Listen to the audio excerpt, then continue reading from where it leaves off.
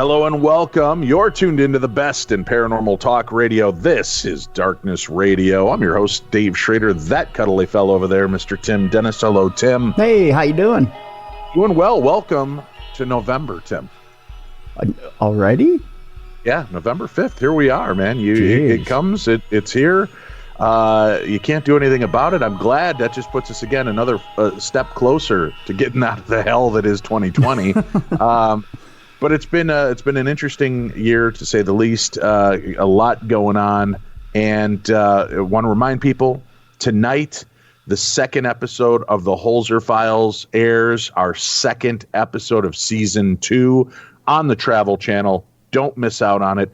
And again, do me a favor: if you DVR the show, watch it within the first 24 to 48 hours. Otherwise, it doesn't count towards ratings. I don't know if a lot of you knew that, or a lot of the newer listeners know that, but you may wonder why your favorite TV shows vanish when you've DVR'd them all and watched them all in one fell swoop. Well, the problem is live count the best for ratings, and then watching it off your DVR in the next 24 to 48 hours is the next best thing.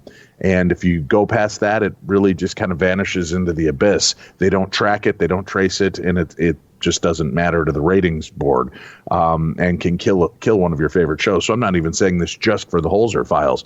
Any show you like, make sure that's how you support them. And if you're like me and time just gets away from you, turn on the episode while you're taking a shower so it runs off your DVR and it's counted, and then just go back and watch it when you want. But then at least the watch counts in that first 24 to 48 hours of whatever your favorite show is. So keep that in mind. Tonight, brand new episode of the Holzer Files on Travel Channel.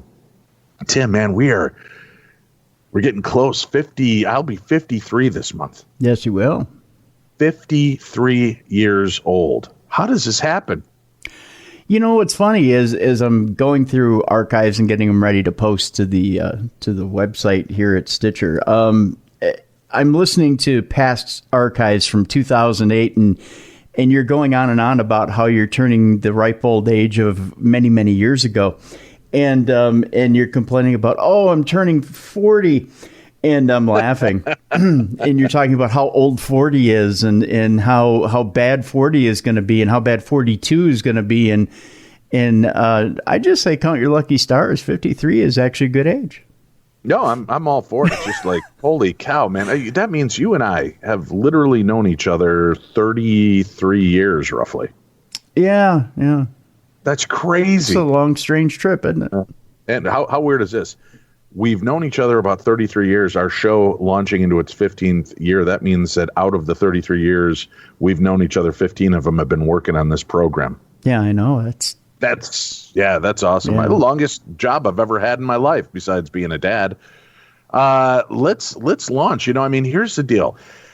With 15 years under our belt of doing the show, my perception of the spirit world and what is around us constantly changes. Maybe not in major ways, Tim, but there have been subtle tweaks that have been made to what I believe is going on around us. I still don't feel by any means that I have that I fully understand it. Mm-hmm. I'm always learning, and that's why I was intrigued to have our guest join us today. This is pretty cool. Jim Hunt is our guest. He is an acclaimed psychic medium who became aware of his sixth sense at a very early age. He has a degree in logistical engineering, a certificate in culinary arts, Tim. So he's a cooking medium. You got to like that. I love that. And Jim has been a part of a very popular TV show, Knock Knock Ghost, a Canadian reality TV series, nominated twice for a CSA that explored some of Canada's most haunted locations. And he is here with us to talk about his work with the spirit world, helping spirits, helping people that are dealing with spirits, and so on. So we're going to get a different perspective today, perhaps a different insight into this realm. Jim, thank you so much for joining us today. Wow, what an introduction, and thank you both so much for talking with me and giving me this opportunity. I love what I do, so it's just like being a dad, which you are, and I'm sure Tim is, and we are doing what we do, and we do it well, and I'm just happy that I'm here. I'm the only child Tim has raised at this point. He's been there to sternly lecture me and put me in the corner on timeout from time to time. But yes, we all have that vibe. Now, I named today's episode "Wandering Wraiths, Pesky Poltergeist, and Unwanted Attachments" because you really kind of have this amazing ability to work with the spirit world and humans alike in a very empathetic way in helping spirits. We said that you started at a very early age with your gift. Did you talk about your gift to your family? I mean, and how old were you when you really kind of realized you could see and experience and hear things that maybe others couldn't? It was an interesting childhood, to say the least. At 5 years old, I think would be the best time that I can really remember things. And being in my very first year of school in a very strong Catholic school back in the 60s. And so we were taught by nuns and priests for that little bit of time. And my first year, knowing what I did, was I saw aura colors, the biggest deal. I heard voices, but I never really saw a ghost. I think they did not want to frighten me. The spirit world just knew that I had something, and they just wanted to take their time with me and not throw me in to make me look like I was off a little bit with other children my age. So I grew up quite quickly and quite quick with what I perceived, what I was told, and giving people sometimes information that was a little bit too honest and too blunt for people at a very young age, that I scared a lot of people. So I had to be very careful, which is my mother's side, which is native Hungarian, which was very spiritual. She had a psychic ability herself. She was able to hone in on so many different things, but she tried not to say anything to me until I was assured that I knew what I was into, because I only grew up with this, so I don't know anything different, where other people are trying to learn how to become more aware, more empathic, more spiritual to themselves. So at 5 is when I started, and it was in grade 1. And I drew rainbows around everybody in class, where everybody just drew different people. I drew people with rainbows around them. And there was a sister who asked me, "Why do you put rainbows around everybody?" And I said, "Doesn't everybody have rainbows?" So I was looked at very inquisitively and sort of already segregated within the first week of school and sent down to sit with the principal because they just didn't know how to handle me right then and there. Isn't that interesting? Because in no way am I attacking religious schools. I went to a Lutheran grade school growing up as well. But here they teach about people throughout the Bible that were special, that were called upon by God, given special gifts, and able to do certain things. And yet when somebody presents those gifts, they're treated almost, and they're ostracized almost like a leper, as opposed to somebody gifted from God himself. Why do you think that is? Well, fear, for sure. We're all fearful. I can go into a place today and have that little bit of anxiety, only because you'll get a spirit or a ghost or a poltergeist or something severely evil that'll just pop out of nowhere. And that's what people don't realize when we see what we see. We can be pushed, shoved, stabbed, spanked, scratched, hurtled into traffic, which happened to me just probably this summer, and just doing things that you're not prepared for. So when we're trying to explain this to everybody who wants to have these abilities, it's not always that great. And so they use fear. They don't understand it. They believe in Catholicism in the way that they work, and the church. Now, I have nothing against the church. People need a belief system, but I now call it the universe. I don't call it much else. I believe in the universe. So you don't necessarily believe in one religion. When Absolutely you not. Speak with spirits, Jim, I mean, are they clear about where they're at, where they've been, or where they're going? Or is that our own journey to learn? Here's where it becomes a little bit more difficult for me to try and explain to people, where they think that I have this most amazing ability to be and to exaggerate how I'm talking to the dead, because they're not there and they don't feel and taste it. The spirit world tells me that there is one being for sure. They can't say who the being is, but the being is there, and it is good. It's healthy. It's happy. But it's where we take on a whole different perspective in the spirit world, because they're there to come back again, to reincarnate, to redo lessons that weren't learned. There is some form of process where we're all learning to be better human beings in this world, even as dysfunctional as we are right now in this present time. But we're getting better at it. And by being better at it, we're allowing ourselves to feel the good, the bad, and the ugly as a psychic medium. But anybody who has any form or sense, they will feel some presence, some challenge, some happiness, something unknown or unbeknownst to them that is surrounding them.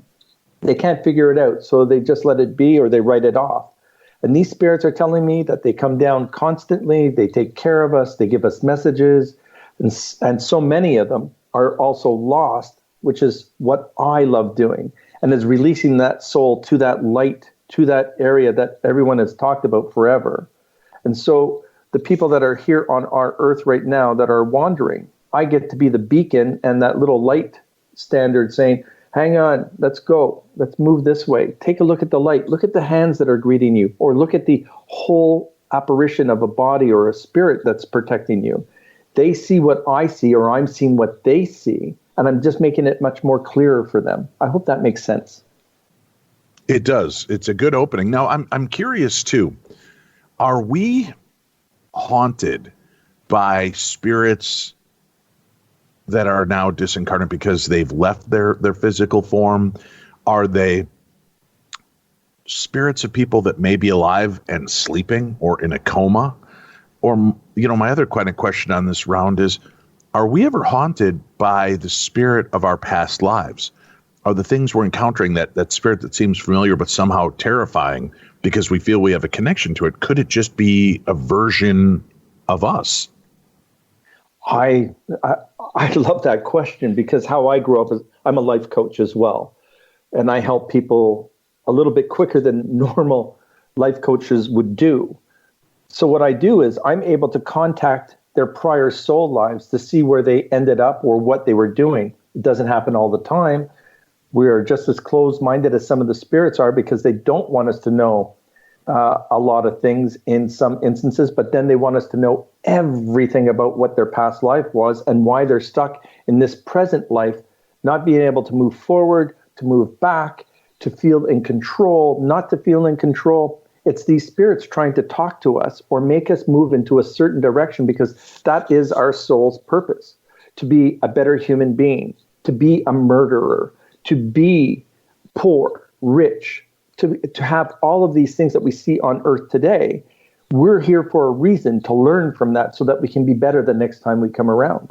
But Jim, the concept that I would in some way, shape, or form choose to cause harm, to come back as a modern day Hitler or a Ted Bundy, that's inconceivable to me. To what end? What would we possibly learn from cruelty and murder? I know. I think what they do is to give, I know this is going to sound off, and I don't mean to insult anyone who's gone through anything traumatic. So please understand that I have the empathy towards what you've all gone through. But somebody like a Ted Bundy, who did what he did, which was horrendous, he was not Ted Bundy. He was given that name. He came in here, but there was an attachment to him long before he even decided to choose his parents to come here, long before that was even a thought, because he had already done something horrific, had something kept as an attachment on his soul that no one saw, came back into the light, came back to earth, and became this horrific person. And they all happen to be because of today's technology, we're seeing more and more of it where we never paid attention to it before. So now we have these horrible people on earth that are doing horrendous things. And we cannot control that unless we control them or we find out about them sooner, which we are now with today's technology. And these people tend to be dead, but now they go into a state of limbo because they don't want that carnage to happen anymore. So they sit in this universe of light, and they have to meet every single one of those people that they hurt here on Earth presently. So when I pass away and someone murdered somebody, I will meet this person and they will have to justify why that happened, or why this was a learning process for me, or why I had to grow and see all of this.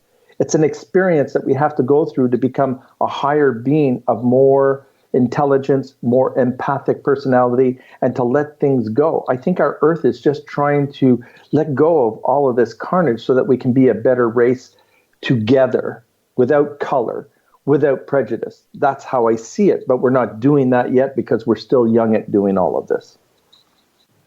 Here's a strange follow-up. All right, so the spirit, this energy comes forth onto Earth.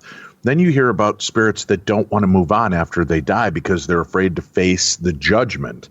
But if they already preordained themselves to do these horrific things before coming here, creating these soul contracts, if you will, wouldn't they already know that that's not something they need to fear, or that they knew the choice and they're going to be recycled and booted out as a new person, something along those lines? Well, okay. So how I picked this up is I'm coming back after I did something horrific in the last life. And I've gone through it where I haven't done that horrific thing again in this soul life. So I've outgrown that soul to move on to something else. We know when we're in the universal side that we know what we did and what we're about to do, because we pick our history. We pick what our life is going to do. And what we do is we come back here and we're reminded of our own personal guilt, our anxieties, our stress, our behaviors take on a role in a human form where our soul is in, that we don't quite get why we're doing it, but we're trying not to do something bad or good, or just sit there and be complacent throughout the whole thing and not learn anything, because that's also another soul's purpose, just to observe, to see what we've done. And maybe we can be better when we do pass again and we come back and decide to do another soul level, to grow better, to be better. We don't know when we come to Earth exactly what happens. I know children do. I have a daughter that scared the crap out of me yesterday going for a walk, and she just said, "You know, Daddy, my other daddy used to go for walks with me in the forest, but we're walking in the city." I don't know what to tell her.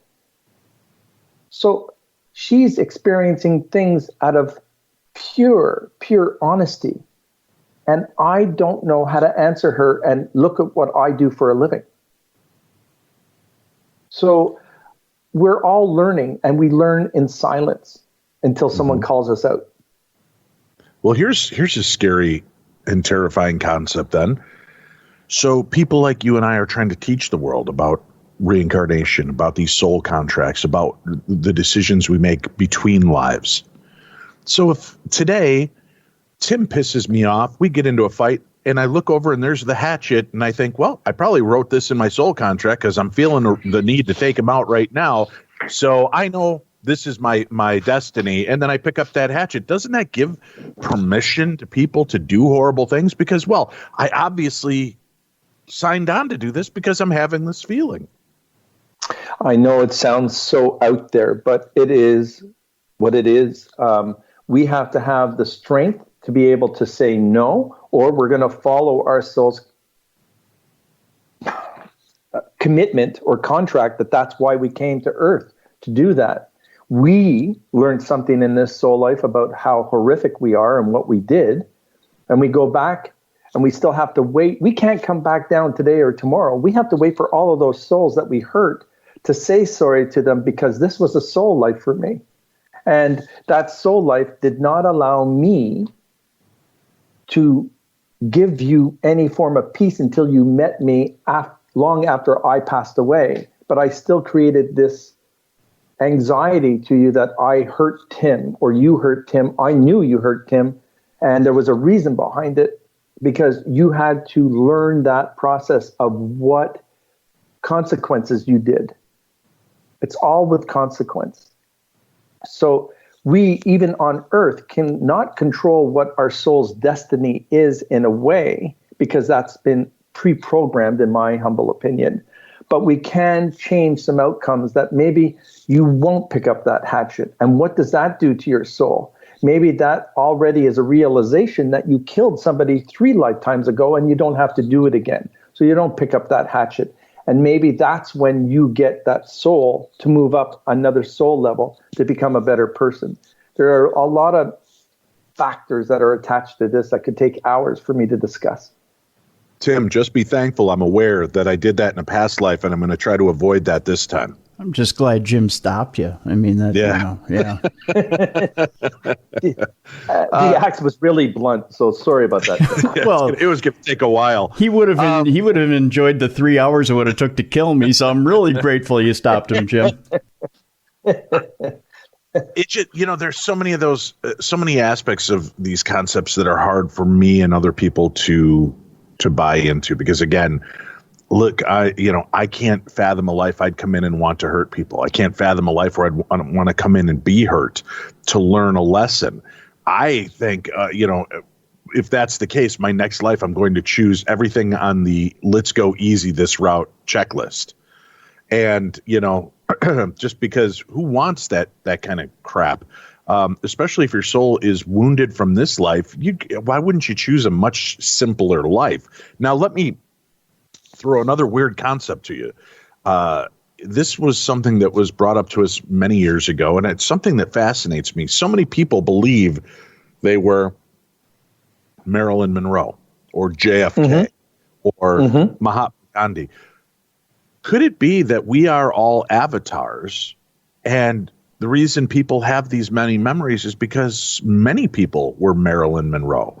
That as life cycles through, we choose the person we want to come back to know what it's like to have been Darkness Dave, right? Or to know what it was like to be Marilyn Monroe, or what it was like to be Jim Hunt. And that your vessel will be filled with a different soul who will go through these different stages of those experiences. Is there a possibility that could be what's happening to us as well? There is a very strong possibility that could happen. I've watched people tell me that they are a Marilyn Monroe. I've watched people tell me that they felt like they were, which when you mentioned Ted Bundy, this person in Wisconsin mentioned that he felt like he was like a Ted Bundy. But these things, I don't quite know how to answer them. I can't give them an answer, because this is when you can sit down, and when people say, oh, you can't read me, when they come out with things like that, is because there's such a block for me to see what's in front of me. I can't prove yay or nay if this person is like that. And I wish I could, because I'd be able to answer your question, but I do see where you're coming from, and I like your idea behind the avatar. But I still think that Marilyn Monroe passed away in the 60s, and she's come back as someone else. Who knows where she is? But she's come back as someone else. And I don't know where, and how many times has she come back since the 60s. So, now, in dealing with people that are afflicted with attachments or bothersome ghosts and spirits, and Jim, I mean, first of all, it's kind of this big innocuous question of, well, getting help to cross these spirits over. There's a large contingent that believes we as humans have no ability to help these spirits cross over. They have free will. They can do these things. Tim and I get requests all the time. Dave, can you pray for this? Can you pray for that? And, it started in the past of, can you put this out to your listening audience to pray? Now it comes to this cycle of, Dave, Tim, can you pray for this? And I'm like, what? I don't have any more special ability than you or your dog. Let's just, if you want it, I'll put it out to our audience. And then some of them will be like, no, I just want your prayer, which I'm always happy to do. But I just feel like, humbly, what power do I have? If God hasn't found the spirit, or God has left the spirit to be wandering the earth, what power does Dave Schrader or Jim Hunt have to help this spirit cross over? Okay. So when I'm working with people, now it's all Zoom, I get to see entities that I've not really paid attention to before, because I'm more, my attention is to the silhouette of the person. I'm listening to the person's voice, but then I'm seeing these little dark entities that are like little splotches under an armpit around somebody's throat chakra. All their chakras is where I find that they connect to. I tell them that I have removed them to the best of my ability, because I do not let evil of any kind control me, to control my client that I'm working with, and to remove them and to give them the power to help them move those spirits off of them themselves. It is their belief. They have to believe that they have moved them along with me. And people have told me that they feel lighter, they feel better. And I don't have to hear from them for years. And then they still will come back to me and just say, since we talked, I have been this, this, and this, because I've been able to rid myself of that energy. Could that be personal guilt on this level, where they weren't able to move on because they didn't think they had the opportunity to? We all have the opportunity to move evil off of us at any form, in anywhere. I do not believe for 1 second, and I've been in some horrible, horrible places, and I've been stabbed in one which was unexpected, but I got rid of them, and they never showed up again, and they won't show up again, because I show no fear. And I think that if they feel our fear, they're going to stay with us. Just like we feel as human beings, we don't have the confidence to feel good. That is our fear. So we're going to keep those, because it's easier to keep fear than it is to feel our own trust and believe in ourselves. That's a sad realization. And it is. And I don't deny at all what you just said. It makes complete and utter sense, but it is sad to realize we hold on to fear because it's easier than dealing with other aspects of then how do we deal with it, or who are we? It is scary.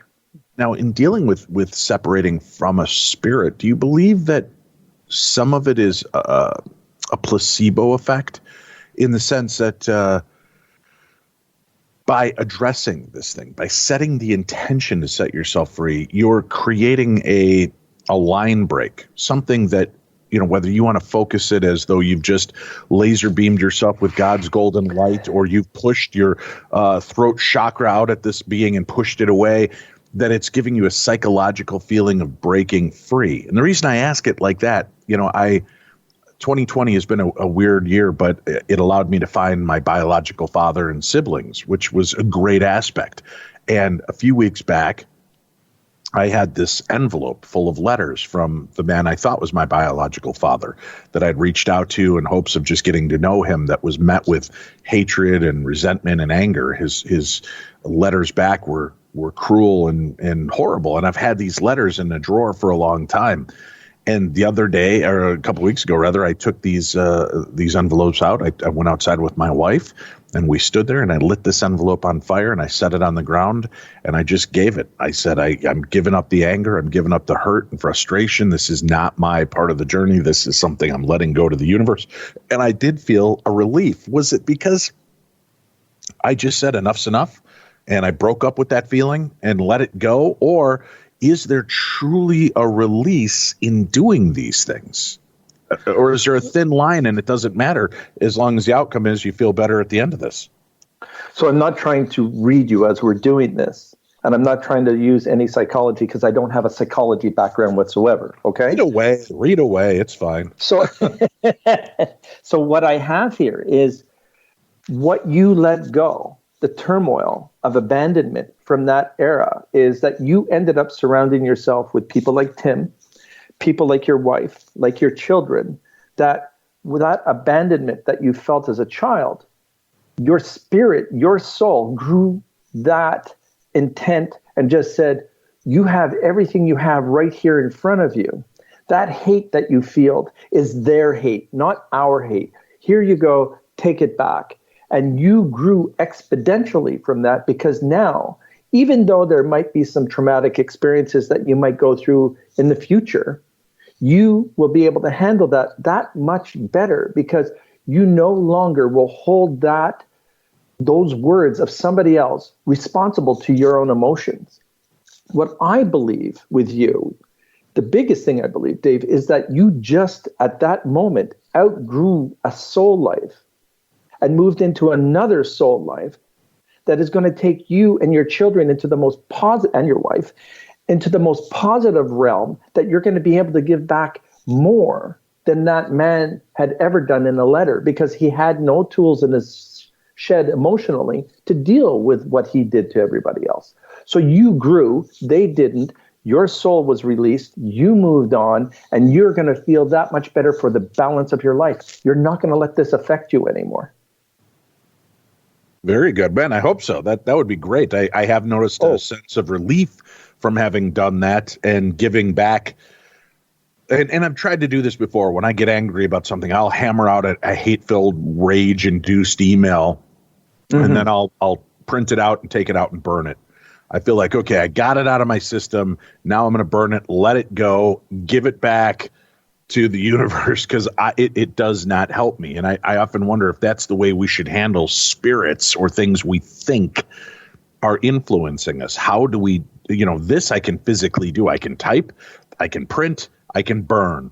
If there's a spirit attachment, if there's a ghost bothering me or a ghost in my life or in my house, how do we go about making that break something we can't physically attach it to? We have to take a quick break. We'll come back. We'll continue our conversation with Jim.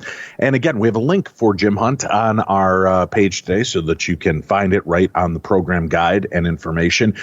Jim is also available for private readings. There's links for that and more on his page. So make sure you go check that out. Stay tuned. We've got more coming your way. You're listening to the best in paranormal talk radio. This is Darkness Radio.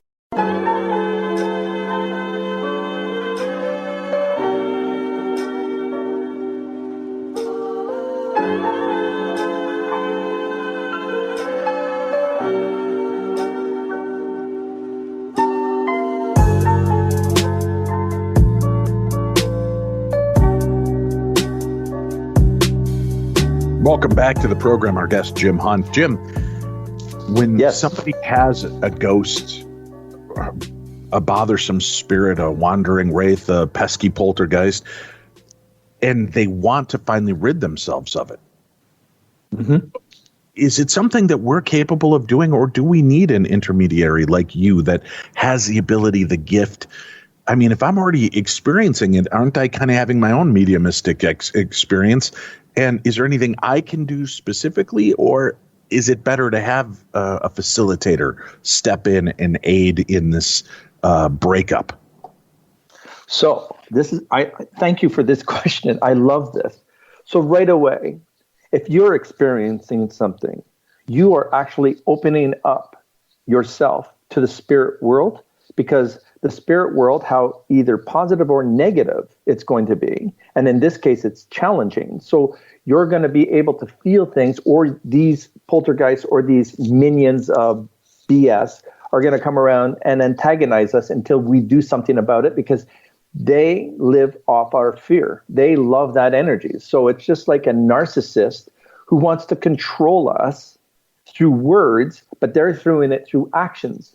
It's up to us whether you take me in as a professional or you decide to do this on your own with the intent of removing that challenged energy. All you have to do, and I promise you, and I'm taking away jobs of many here, is you believe in yourself. You love yourself.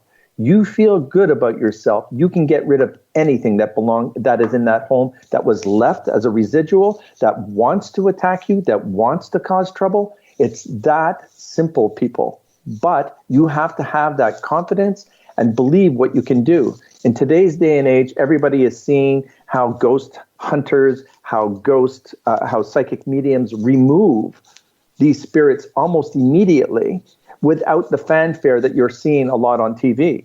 I must be boring because I get in there. I have had difficulty with some, but I have them gone in 20, 25 minutes with doing nothing other than saying and feeling them and saying, get away from this family. They don't want to be with you. The family encourages themselves to say the same thing, and they take over. I say very little, and they are the ones using the words, saying, you are no longer welcome into my home. They use their belief of their own God, and they say, beyond what I believe in, my God is going to help me get rid of you. That brings them confidence that they'll never have to worry about that again. I just maybe go in there and I'm the referee to make sure that they aren't going to get attacked or hurt physically, because the physical aspects of some of these are dangerous. I'm not saying that they can go overnight, but I have gotten rid of everything in my home, everything in friends' homes, everything that I've done on TV. I've either let go or they didn't want to leave because they didn't have to. They weren't harmful. But it's up to us. We have to have the confidence. All right, the confidence to be able to effectively push them out. Do we do it in a demanding way? Do we do it in an empathetic way? Or does each spirit have a different? I mean, some you have to have tough love. Some you just have to go, hey man, you're scaring my kid. You got to leave. Oh, gee, I'm sorry about that. Didn't mean it, Jim. I'm out of here. I mean, how does that work? And suddenly the spirit of Rolf the dog is just channeled through me. But what's the best way for that? Well, a lot of different ways. It's just like us in our human form, the spiritual form. There are all kinds, and sometimes we don't have those tools to get rid of the people that are the spirits that are acting that way. What I'm able to do is that's where my blessing is, in a way. I can feel the energy of good, bad, or indifferent. And I can feel where I have to use tough love and or remove the family from the home so that they're protected and get rid of those spirits so that they don't come back again. But it's depending on the situation. You have to do a history. You have to understand what's going on, which I believe that you've done quite a bit in so many different ways. And that's why we are attacked by them, because they want one more kick at the can before they go at the end of the day.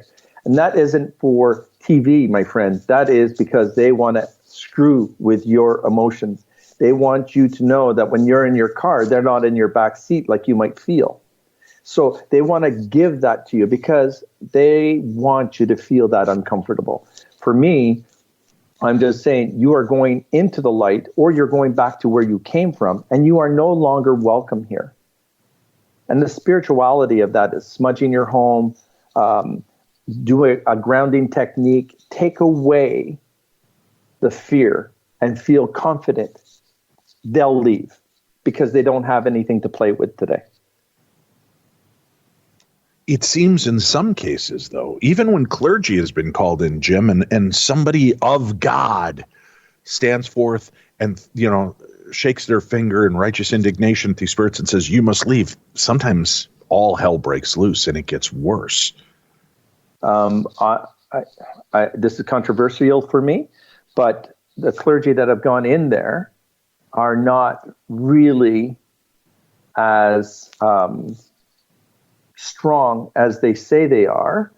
They use whatever they have as their means that they grew up with, but they are more fear-based than anything else, so they laugh at them. It is the good clergy that come in there, that look into a house, don't even ask the family what's going on, and start their ritual right away to remove them. Those are good clergy. They don't need to know the history because they feel them and they see them. And there are many of them out there.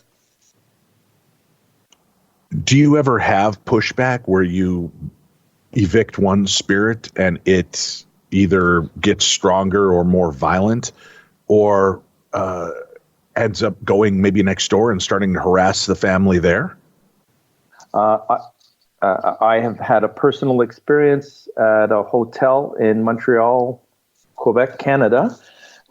This hotel was filled with, as we know, people who spend their last days in there because of their turmoils or their problems, and they commit suicide.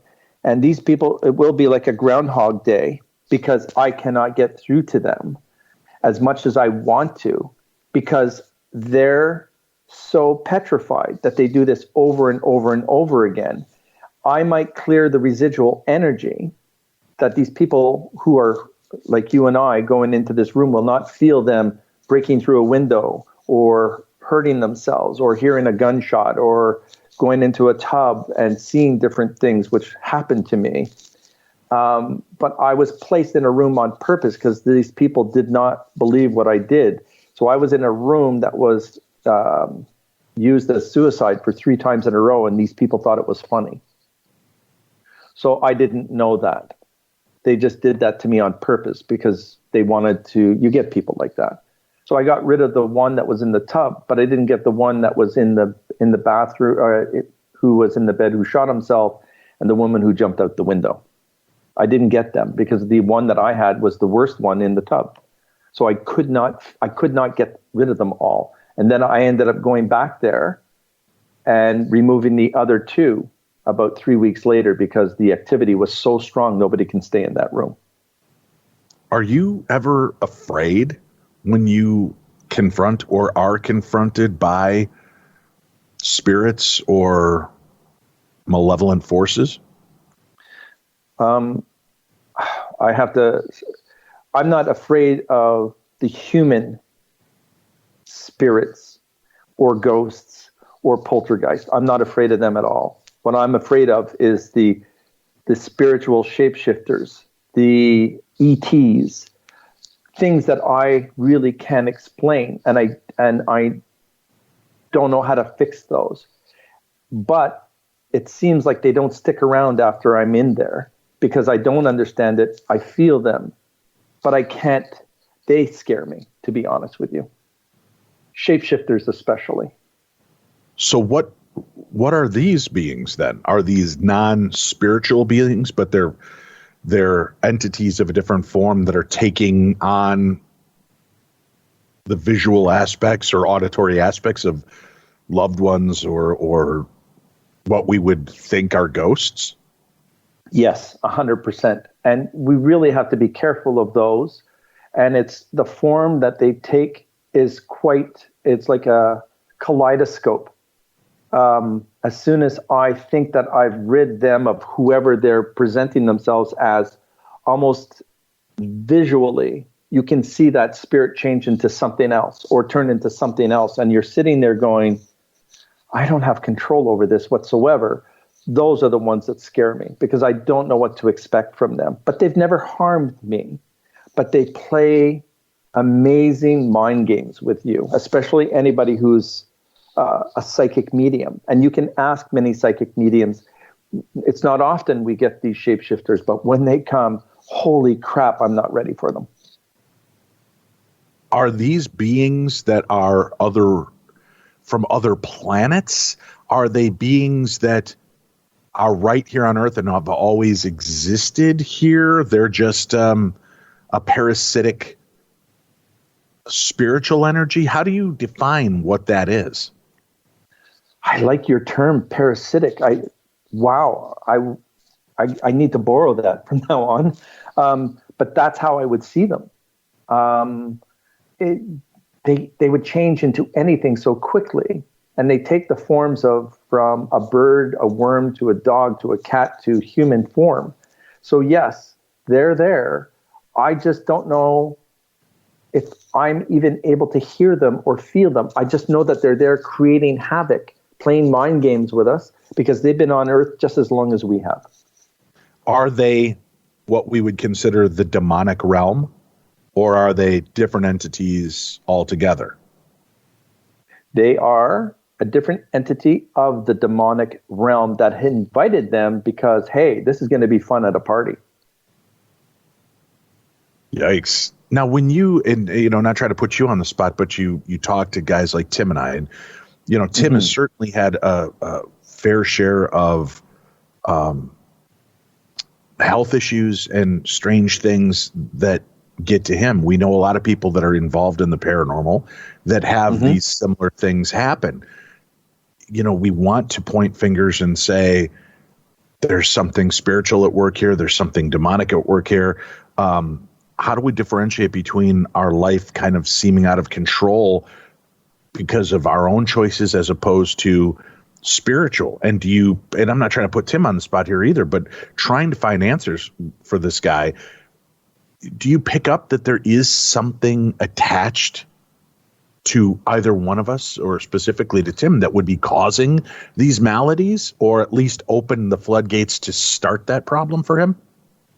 Well, Tim, anytime that I would like to see you in person through Zoom so that I can have that interpretation and be honest with you. So I would love to do that one day. Sure. But I do feel that there are multiple spirits around both of you. It's like I'm in a classroom of kids throwing paper and spitballs at one another. Funny, but they're also there to protect you. But they're also, I'm feeling, forms are there to hurt you. And what you do, Dave, Tim, I don't know you well enough, and I'm very sorry for that. But I really feel like some of this is brought on by the spirit world that want to see you suffer. And I would love to find out who those assholes are to get rid of them. Okay. Yeah, sure. Yeah, I would too. Yeah, let's send in a spiritual ass-kicking team to try to rid Tim of that nonsense. Because, we have watched friends of ours in the paranormal field that were seemingly healthy suddenly take a spin, and it's like everything and anything that could go wrong physically with them does hit. Now, Tim has one of the strongest constitutions I know, spiritually and physically. The guy just rebounds time after time. Stuff that should have taken him out, he pulls through. Things that should have cost him body parts, it turns around. Now, a lot of times we put up prayer and healing requests for those aspects. I don't know if that's having a legitimate effect on it, or what's really taking place, but it sure seems like there is an attack. And I hate to point those fingers and get people worried that every malady they have may be demonic or dark in nature. But I watch this mirror in many different friends of ours that were involved heavily in the paranormal. Okay. So, Tim, you have a grandfather figure beside you on your left. Okay. He announced that. So he's the one who you sometimes feel pressure on your shoulder when he's trying to heal you, when you wake up with that anxiety out of nowhere. Okay. And you've done that quite a bit in the last 2 years. Okay. Yeah. But he watches out for you constantly. And I believe that this grandfather figure had 2 different colored eyes, or one eye lighter than the other. And that's something that's in your family dynamics somewhere. But he is making sure that you hold steady fast. And he takes care of you constantly. And all I smell is fresh cut wood, like at a sawmill around you. Okay. So there's a couple of things there where I'm picking up certain energies, smells that I'm getting, and I'm not even looking at you. But my guides give me that information to say that you are going to start feeling better about yourself. And it just has to take until the end of September of next year before everything lets go, because you are being told that you actually have outlived all of your past lives. So all of this stuff that you've gone through, by this time in September, you are going to start feeling healthier, happier, moving in a better direction, not getting these weird headaches, not doing these things that you're not going to get anymore. And that's what I'm being told to tell you. Okay. When you say on your left, what does that mean? Grandfather on your left? Okay. because you could have had a crazy grandfather on your right that is a shapeshifter or an entity. Anything on your right, I do not trust. Anything on the right of our bodies, I will never trust. I will ask a question, they will give you an answer, and half the time it's BS. Anything on your left is your heart chakra side. Okay. And it seems to me that anything cannot penetrate the left. Nothing evil can even do that. So it's our fear aspect of life that stays to the right of us. And that's what feeds us. That's why we get pins and needles on our right side before we get it on our left side, because we're so well protected. Okay. Interesting. All right. I know I sound crazy. No. I just wonder what that meant. That's all. Oh, sorry. Okay. Now, in dealing with this, how do people, Jim, there are listeners across the world that listen to our show that feel that they might have an attachment, not just a haunting, but something, a spiritual attached to them. How do they differentiate between just paranoia and true? What's the litmus test to prove that they really have something influencing them or attached to them? So there's a couple of things that I always ask people to do, and that is with them, I would ask them, there's two versions of this because I have to be very careful because I am a quarter native, and the balance, the rest of me is just Hungarian, white, whatever, of all species. But on the native side, they do not like us to use the word smudge. So they say use the word smoke. So I'm going to use both in this category, okay? I tell people that you need to either smoke the old school way from Scotland or smudge, which is to remove anything that's around your body as we're speaking. If I still see entities attached to you, I will do my best to get rid of them on your right and do a grounding technique, show you some positive ways to get rid of this stuff, and then you'll start to feel better every day because it's something else to look to. I'm not the answer to everything because I never will be, but I have this ability to remove evil off of people.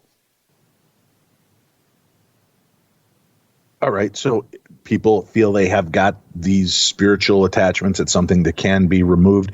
Now, when we talk about smoke or smudging, what is the magical property of that smoke? Because to me, it's always been a weird concept. Again, if I grab my bottle of Visine and I have the same intent and start squeezing the bottle of Visine around me, is that going to get rid of the spirits? Because I'm giving it the same intent of, you need to go, it's time to break this bond. Or is there and I hate to use the word magical because then it sounds fantastical and like it's, Harry Potter stuff here, but I mean, is there an actual property to the smoke of smudging and sage that releases or pushes spirits away? Because it's so hard for me to believe that smoke is enough to make a spirit go, oh, what the hell? I don't like smoke. I'm out of here. And that's enough to shove them out the door. Right.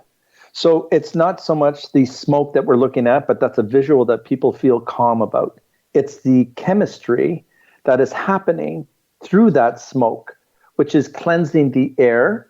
It is protecting you. It's a healthy smoke. So it's cleansing your body. It's removing things. It's like jumping into a warm shower or a bath. You're going to feel this cleanse around you for a certain amount of time. And at that time, you're feeling good. You're feeling positive because that reaction is getting rid of those spirits that we were afraid of in the first place, and they have nowhere to go, so they just release them from our bodies. I know it sounds simple, but we don't make it simple. We have to be we have to have something that is beyond our belief when it can be so simple as just that. We don't have to exaggerate. We don't have to make it bigger than it is. And that's what people don't like. It's that simple. They need this, oh my God, I feel this or I feel that or I'm feeling everything. It's what you tell your soul's intent. I don't want this any longer. I don't want to feel depressed. I don't want to feel angry. I don't want to be hurt anymore. Through this whole incident, it's releasing that emotion through the smoke, through sage, through just removing that energy. You're doing something to take care of yourself. What more could you ask for? It's just that we don't see it all the time. Well, right, but could I get the same effect by going into a steam room and meditating or focusing on releasing while that steam is there? You're purifying, cleaning you from the inside out. Would that have the same effect and impact? No, because there's not the chemistry behind that. You're just making your body feel good with that steam. You're feeling good about it. But the properties from using smoke or smudging is a ritual that has been forever used. And I can't tell you how long it's been used, but it's been used for hundreds of years. And it actually works. They've tried so many other different variations. People have used oils and they don't work as well. People use essential oils. That's great, but it's not a chemical breakdown of what the actual herb itself, which is the sage, that does that chemical reaction that goes into our pores, that makes us feel good, and it releases, and it's just like Dorothy throwing water on the Wicked Witch. It's just melting that energy away, and it's that simple. What are some of the more unusual cleansings you've had to do? I'd like to get into some of those stories, if you wouldn't mind. Dealing with people that have had ghosts in their home or attached to them. Talk to us about some of the weirdest experiences you've had with that. I've walked into a home. It was actually a farm with a lot of property where the owner had murdered 17 family members a long, long time ago. And it would actually, the spirit had the ability, or the shapeshifter, because I still don't know, and it put out a well-burnt sage that I was wrapped up myself, made it work. And as soon as I entered the house, it took away the smudge stick. It just, as if it poured water on it, as if it never had any, it wasn't lit. It had all the ashes, but nothing else. And I had to do that 3 or 4 times with the intent to tell them to leave it alone. And it took me a long time to do so.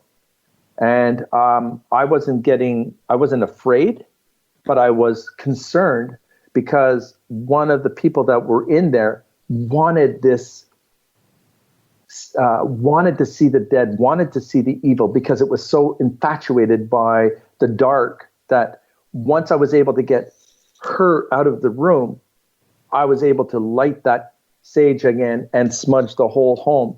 And it's been 9 years and they've never had any issues since.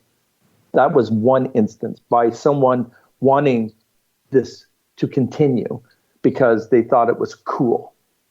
So those are one instance. I've been into, with a client, walking into a basement that all of a sudden they had a sub pump, if people know what that is. And the sub pump stopped and started to flood their basement, which they'd never had a problem with for years. But I was smudging the place. So the flooding, my assumption was somehow to get that smudge to get out, to burn out that smudge, to get it wet so I couldn't do it.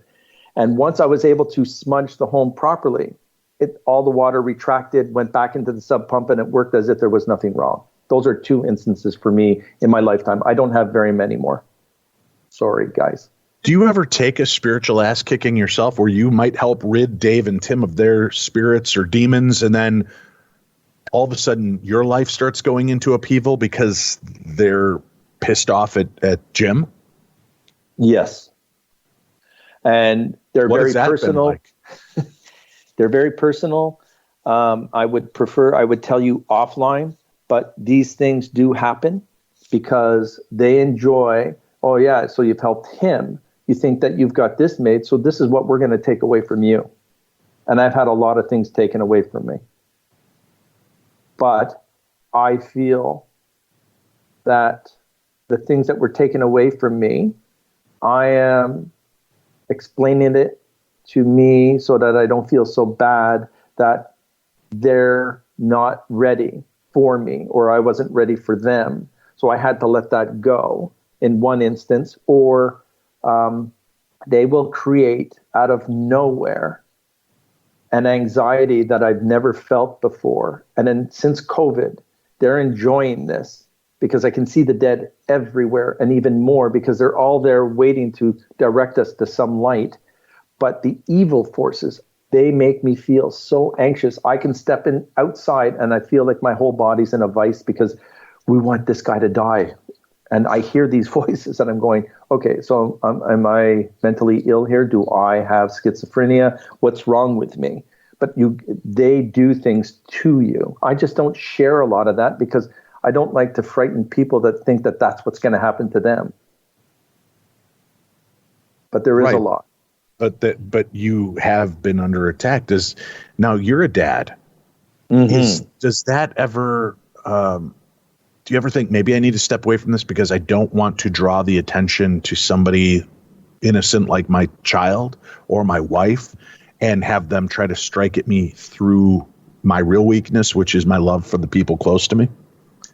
I've been blessed and very lucky so far. Many people know on so many levels that I have a young child. This is my second marriage. I have an amazing wife, an amazing child. And she is so protected, guys. We have learned, or I have learned through demonologists, to create an invisibility in my home.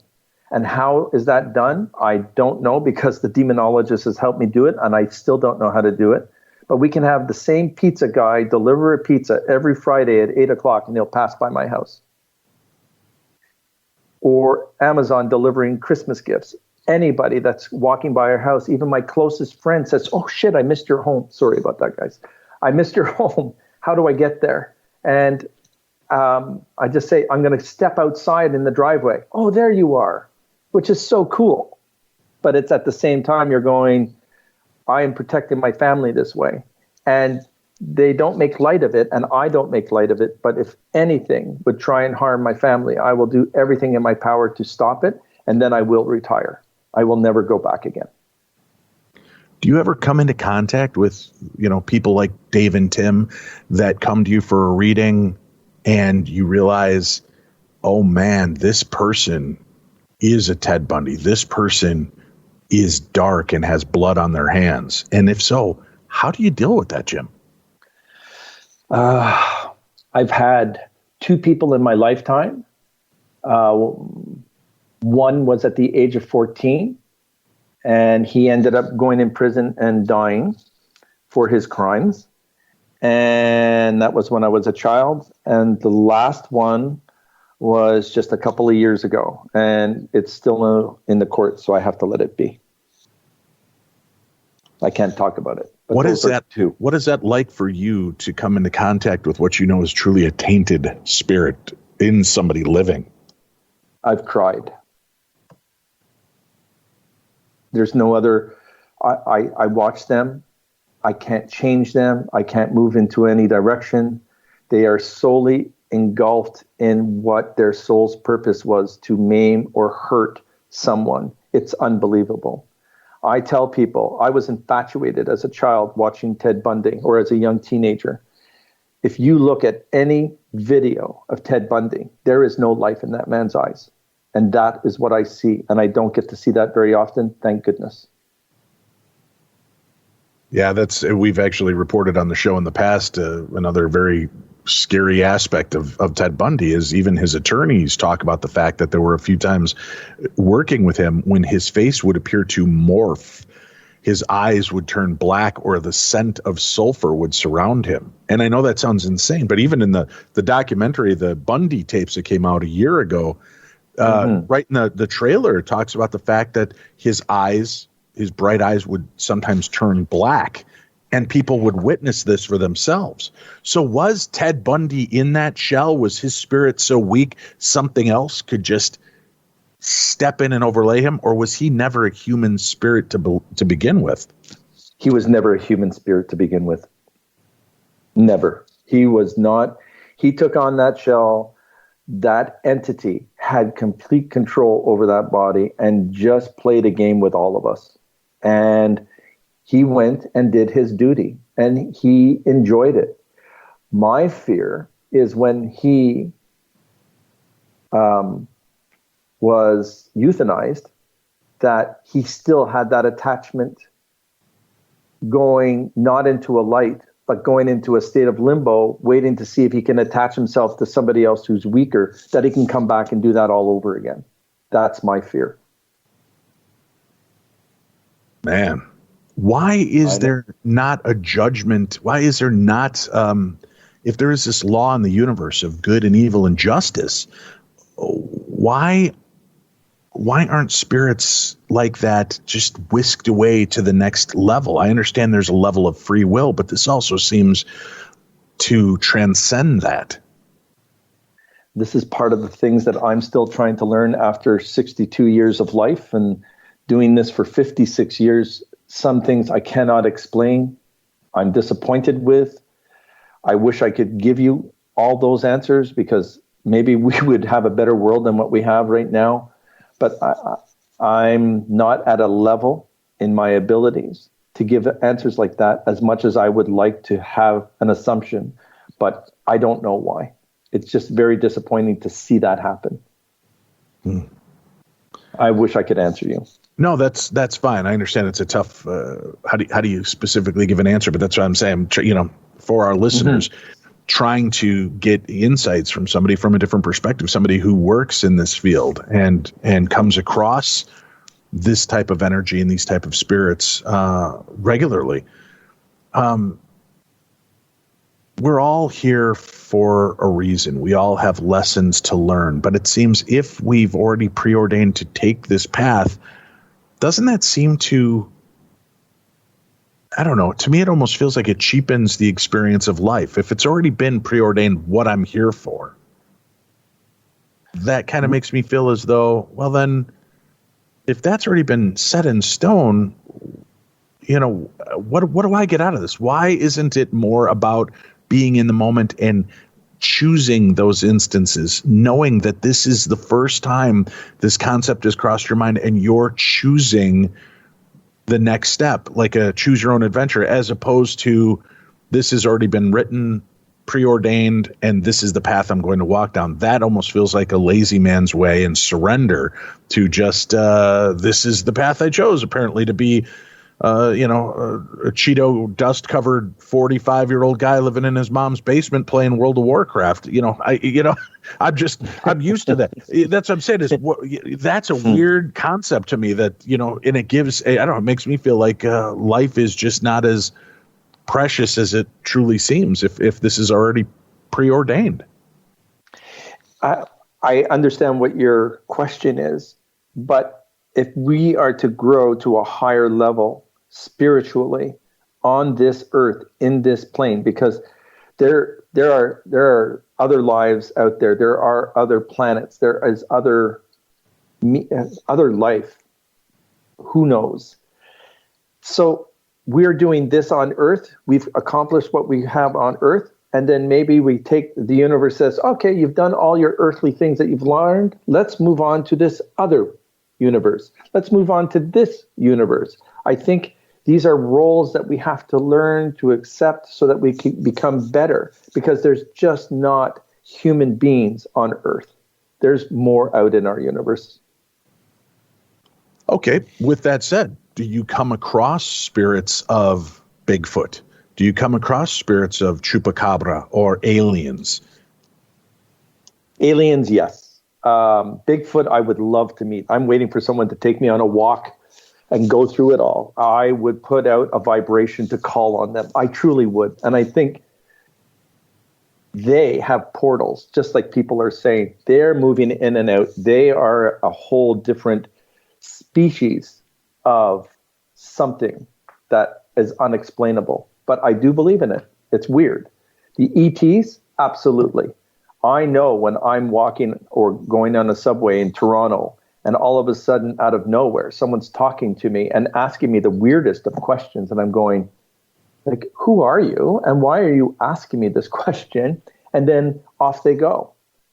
And it was sometimes it's a simple question like, oh, you're taking the subway, but you just bought yourself a new car. And then they get off and go on the next step. I don't know where they got that information from because I've never seen them before.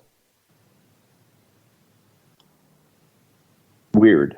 It is. I mean, that is very bizarre. Now, how do spirits contact you? Is it always in a conscious way? Do they come to you in dreams? Do spirits come to Jim the day before he gets a reading, not realizing that those spirits were attached to the person you're going to speak to tomorrow? How does that all work for you? It's funny because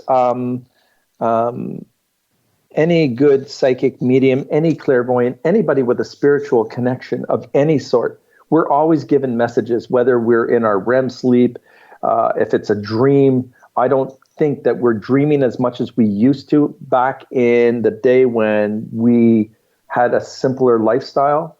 I think that we are getting more revelations. We're getting information given to us because we have to move in a pace that is given to us today. So I think we're given information 24 hours a day, 7 days a week in this timeline, just like I got with Tim and a grandfather. I didn't ask to talk to him, but he had the ability to prevent me to try and listen to your question, Dave, to feel Tim's energy and to listen to a grandfather and then to answer your question at the same time. So we have these abilities to do multitasking. And I think that is what you have. And I know Tim certainly does. But I'm just trying to figure out how you two utilize all of that information. And if you believe in the things that are being told to you, or are you just being the skeptic of your own personality? Because both of you are involved in a spiritual world that is unpredictable. Our world is unpredictable, and the spirit world is even more unpredictable. I think we've always both kind of put ourselves in the skeptical believer category. We both had experiences. We both know that something is going on around us. The skepticism lies in some of the ways that it's related, or perhaps in examining things a little deeper than just taking them on the face value. That's always been a big part of our journey on this. I never judge. Whether I think what you're saying is nuts or not doesn't matter. And I try not to convey that to the audience. And I'm not saying I believe that about you, but what you say may resonate very closely with how others feel. And if that's the truth that they find and is comforting, then Tim and I don't believe it's our job to clarify that. Unless you were saying something dangerous, like, well, the only way to get these abilities is by hurting animals or children, then of course we're gonna step in. But for the most part, it's that's why we're fascinated in talking with people like you that come at this from a perspective that is unique to themselves. And although people might say, but it's not truly unique, Dave, I've heard other mediums talk like this. Everybody has a different way of handling things. I've heard different things from you today than I've heard from thousands of other mediums and psychics that we've met along our journey in 15 years. So it's interesting what brings people comfort and what, especially in dealing with spirits. Now, poltergeist activity, is this kind of, anarchy energy is kind of the way it's described. Not really a spirit, but just manifestations of explosive energy. Do you believe that to be true? Or are we just pigeonholing different aspects of haunting? So instead of, poltergeist being a separate entity, it's all the same thing as ghosts and wraiths and spooks and specters. It's just we're feeling the need to put them in a certain compartment. Okay. You just had someone laugh at you when you said that. So I'm sure many listeners are doing that every time I open my mouth. But let me think of sorry about that. But you had something spiritually laugh at your comment because you were speaking the truth, and they don't want you to speak the truth. A poltergeist is an energy that is taking on it's like a vampire of energy. It will take on whatever little crappy minions or darker energy that's around or surrounding that home, that poltergeist will build into its own heart chakra to pronounce its presence, to say, you have no control over me. They want to overpower us. They want us to live in fear so that they can control that. And they are out there. But if we give them an inch, they will take that mile.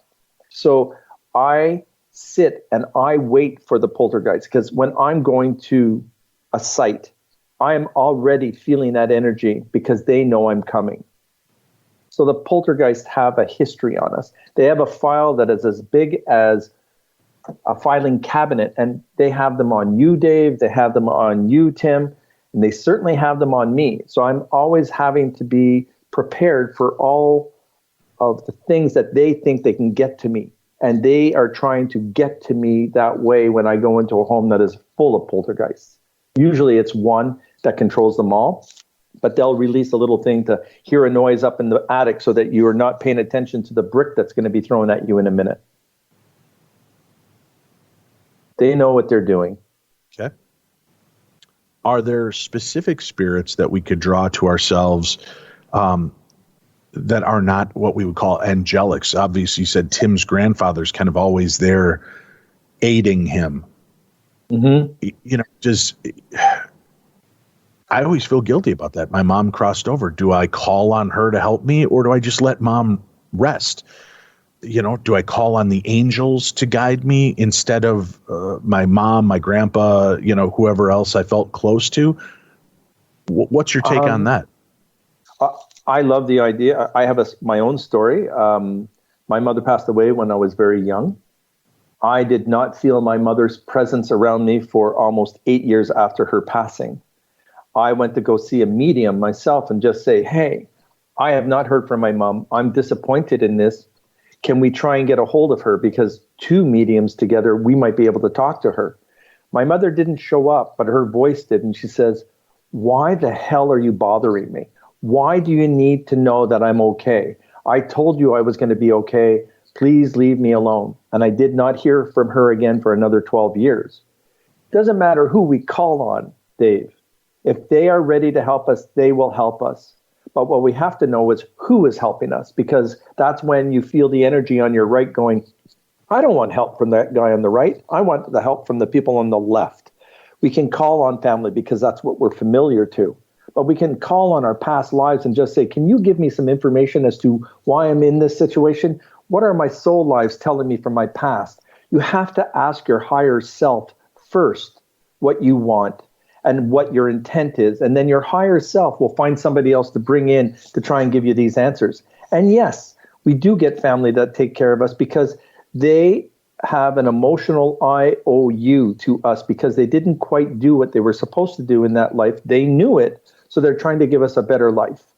I hope that answers a little bit. It does. Do you mind if I take you back? If this is too personal a question, Jim, feel free. Not at all. Please. Threw off. But you reach out to your mom, and if that's truly the way she responded, was that a surprise to you that you would get something that harsh? I was shocked. I was in tears. And the medium looked so shocked and says, I have never heard anybody who, especially a mother who came in and she gave you crap for calling on her. There must be a reason. And you know what the reason was? Because I did not believe what my mother told me, and I did not believe in myself enough as a psychic medium to know that I was going to be okay. So I had no confidence back then. Mm-hmm. None. And as soon as I gained that confidence, guess who came knocking on my door? My mother on my 29th birthday. And my mother comes to me every birthday with something weird. And I loved it because yesterday was the same thing. Yesterday, when my birthday happened, my daughter and I were finished a walk. We were in our driveway. And all I heard was, hello. And my daughter looked around and says, Daddy, somebody just said hello. And I said, yeah, I know. She says, who is it? I said, I really don't know, because I didn't want to freak my kid out saying, I think that was my mom just saying hello. And it came from my left, and my daughter was to my left. So it was genuine. I have to pay attention to so many details before I come to a conclusion. So your daughter That's why is gifted as well, then it appears. Strongly. Is that something that you're guiding her through, or are you allowing her to just be a child for now, and if she ever comes to you and wants training, you'll help her at that point? I can let you know for a fact that when I can sit at the kitchen table with her and we're having dinner together, she takes about 30 seconds and does this elevator look on me from head to toe. And she'll say, "Daddy, did you have a good day today?" She's 3.5 freaking years old. "Oh yeah, I had a great day." She says, "Was there somebody who was crying today?" And I'm going, "Sometimes people cry when I talk to them." And she'll say to me, "Well, I bet you they're happy now." And I said, "Yeah, they are." And this is as we're having dinner. So yeah, she does have the ability. We're not stopping her. I'm trying to write a book. So when I pass, she has something to go back onto that is my revelations, my truths, so that she's not as confused as I was growing up doing this for a living.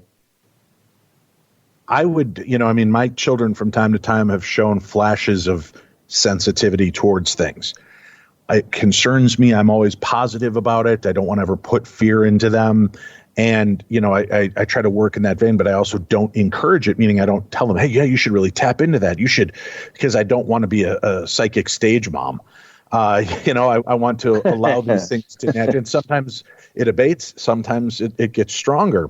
So I give you a lot of credit. And if your child at 3.5 is showing that much ability already and she's hearing the voices calling out, that's pretty astounding. Now, are you ever reflective on that first communication that maybe that wasn't mother? Maybe it was somebody, that sounded very Norman Bates of me, I'm sorry. No, not at all. Maybe it wasn't. It's amazing. Right. Maybe it wasn't mother. Maybe it was something else trying to dissuade you or trying to make you feel like there wasn't a connection of love. Or has her subsequent visits assured you the fact, no, that was her, you just weren't ready for her at that point? I wasn't ready to get into trouble because I was the spoiled prodigy son. I was the only boy born in the family of so many women and girls. So my mother spoke the truth all the time. And I knew from her voice, her mannerism, and the energy that I felt that it was my mother. And I stopped and I started to learn from that day on. And then when she came back a few years later and gave me a warning that was very, very important. And she says, "You see, I'm still here." That's all I got. And then she left. And then I didn't hear her again from my birthday. And now it's always a birthday. Do I get her every once in a while? I do, when I'm warned about my daughter being overwhelmed, or my wife being overwhelmed, or a very, very close friend being overwhelmed. My mother will just say, "Okay, Jim, it's your turn to talk to them. Why don't you do the life coach thing for them?" That's what I get. And I go, "Okay, I'll do that." And then I sit down and I'll ask any of those three parties, and poof, it's like verbal, "Oh my God, my day was this. They sense it, they finish it, and then they're much better for it. Very cool. It's a fascinating life. Jim, I'd love to have you back on the show in the future to discuss more about this, and perhaps you can catch us up on new strange things that have occurred in your life and talk to us about that as well. Before we go, though, talking about spirits, are there just transient spirits that wander the earth, or are spirits time locked in a specific place and we just happen to bump into them, and that could be what sets them free from their hold in that location and allows them to follow us to other locations? Or how exactly does that work to your understanding? I haven't really seen transient like you're expressing, but I have seen lost spirit who don't know when they've died, like at a car accident, in a fire, in a drowning, in something that was horrific, blowing up in a submarine, doing certain things that they're lost. Usually you can get their attention and just say, "Hey, someone's looking for you right now. Can you take a second and talk to me?" And you just talk to them because you're making them aware that I can see them or feel them. And I think empathically, I feel good about them getting their attention and just say, hey, just take a look at that light over there. I bet you'll find where you need to go if you go through that light. I don't even have time to blink my eyes and they're gone into that light. It's so cool for me. And I've done that. I've done that more than 1,000 times. I can say 5,000 times. And I bet you that's still a number that is well below what I've done. All right. So do you believe that yeah, go ahead. No, you finish this off because I'll wait. I want to say this for the very end with you, please. Okay, that's fine. Do you believe that we, because of our grief and our want and desire to keep things close to us, do we force our loved ones' spirits to stay here because of that? Yes. Oh, we do. We agonize over certain things. I did it for my grandfather, who was my mentor. And he was in a diabetic coma. So I had to drive 500 miles that night to watch him die, essentially. But when I walked into the room with the healthcare professionals in the room, with the priest doing his last rites, I said, Gramps, it's Jimmy. How are you? And all of a sudden, this man miraculously came out of his diabetic coma and lived for another 6 years. But he didn't live well. That was the problem. So I felt like I did something wrong. That's my guilt. Can you spiritually communicate with people in a coma? Are their spirits locked to that physical form, or do they roam about while they're in that state? My mother is my example. Close to her, she was dying of cancer. She was in her bed, and I'm not trying to be graphic, but you have this, their last few hours or minutes, that breathing. I was with my mother sitting on this green chair. My mother's hand went up out of nowhere after being in a coma for 3 days. I went up, held her hand. She stopped that heavy breathing. She looked at me.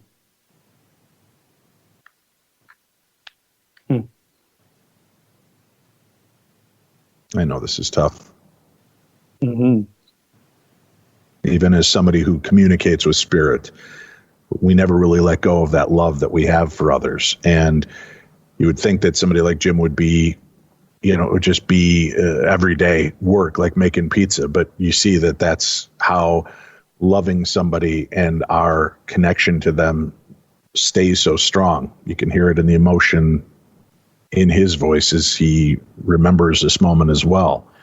That, I think, is truly a good sign of a medium that's in the moment as opposed to taking for granted what their gifts are. Thanks for letting me get my composure. She held my hand. She looked at me in the eyes and took her last breath. What I'm proud of to this day is she gave birth to me and let me live my life. I got to be with her on her last breath, who now takes care of me for the rest of my life. It's really fascinating to me that you said that, because when my mom passed away, I was there to hold her hand. And it was, at the moment, the most horrific thing I've ever had to experience, because there's nothing more crippling than watching somebody you love die, and there's nothing you can do for them but hold their hand. No. And I watched her gasp her last breath and then fade. And I almost felt like that was a curse to have been there to witness that. And I always thought your mom would have never really wanted me. That's why I believe she was trying to slip away when we were ready to go out to dinner. But my dad happened to step back in just to give her one more kiss on the forehead and realize she was going, and called us all back in. And I took a journey this year with an ayahuasca journey. And, nice. Setting my intention for forgiveness, I wanted to understand certain things. And all of a sudden, the curse that I'd felt of being there for my mom's last breath, you just said, and I mentioned this in my in the episode we did talking about my journey, I was given a different perspective. It said, your mother was there for your first breath, and this wasn't a curse. This was her gift. She was there for your first breath, and she gave you her last so that you can continue on. And it really it took away that PTSD I felt. And I don't use that term lightly. I really did suffer a form of PTSD for a long time after that, because I couldn't close my eyes at night without seeing my mom die before me. And it was horrifying. But once this reawakening happened in me and I realized it was the gift of life, she was there for mine. I was there for hers, and life continues on. And I'll always have that with me to be, the final gift. That was an interesting aspect that had never crossed my mind, which made me believe I really was tapping into a universal force of knowledge, because this voice was coming and explained to me what just happened. And it made sense. It still does. It does to this day. So I'm glad to hear that you feel the same way. That's really remarkable. Thank you. Thank you. I did want to add to you that I've seen many, many different shows on TV, and I'm disappointed with some, humored by others. But I have watched you out of luck, for whatever reason, on the Holitzer Files. Mm-hmm. And I have never seen something more gratifying than you trying to explain older files, bringing them to light and explaining them in a way that, oh my Christ, this guy knows what he's doing and he's not an asshole. And I want to thank you so much for being truly that guy who wants to explore, who wants to understand the skepticism, everything about you. You've done so well. And I do enjoy your show, by the way. Thank you. Thank you. I appreciate that. Great segue. Remember, tonight, folks, a brand new episode of the Holzer Files on Travel Channel. Set your DVRs or watch it. Jim, thank you for joining us and give us your insight. And like I said, we'd love to have you come back and visit with us in the show in the future. Absolutely. Would love to. And if people are dealing with attachments, can you help them? I know we're in a COVID crisis world and we're in lockdown. Is it something you can help them with online, that they can communicate with you and you can help them cross these spirits over or rid themselves of problematic elements? Absolutely can. If I can't, I'll find somebody who can. And I work that way. And if I can't, I will always try and find the solution. If I can't find the solution, I will make sure that you're protected as well as can be protected, and we have to figure out emotionally how you can get rid of those things. But yes, I can do that. All right. I appreciate that. We have a link up for Jim's website on today's program so that you can follow him, get a personal reading if you're interested, or seek help from him in dealing with the supernatural elements that surround us every day. Jim, stay safe. And we hope that you have a wonderful beginning of your new year as we wrap up 2020, and may 2021 be a much brighter, lighter future for us as we shed and make our way through the contractions of this birthing process of 2020 into what I hope is a much better life for all of us. Me too. And I want to thank you both for inviting me to do this after all the little trials and tribulations, but you guys were amazing. Thank you. Thank you very much, Jim. And thank you all for tuning in and spending your time here with us in the darkness on the edge of town. I'm Dave. That's Tim. You've been listening to Darkness Radio.